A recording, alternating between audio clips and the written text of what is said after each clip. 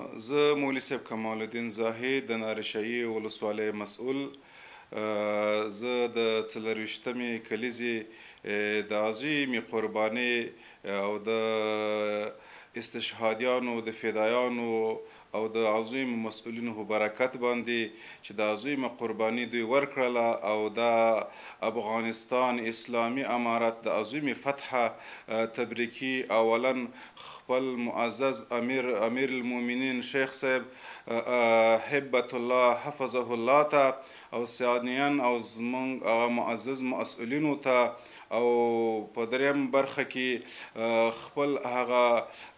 معززو فدایانو استشهادیانو والدینو ته او په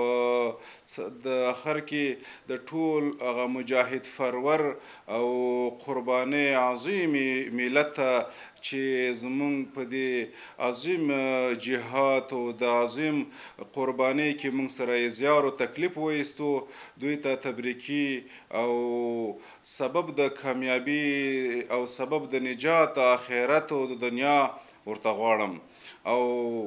دغه نظام موږ د ټولو امت مسلمه دپاره سبب د کامیابي او دوام او بقا د الله په دربار کې ورته غواړم. الحمدلله ولس خو ډیر مجاهد فرور ولس د ډیره غټه قرباني دوی موږ سره ورکړه خو په دې اخر فتح کې دوی موږ ته ډیره خوشحالي کوله کني ډرون او بې پیلوټ او دا رقم ته جیت او دا رقم قسم تیاري ډیرې ګرځېده په هغه کې هم دوی هغه جوماتو کې چې موږ اوسېدو کومې مېمانخانو کې اوسېدو ډوډۍ به یې راوړله او تر دې پورې چې حتی د اخر وخت کې چې موږ د نوي کمربند سره په ولایت باندې راننوتو او بالاخره چې مجرد موږ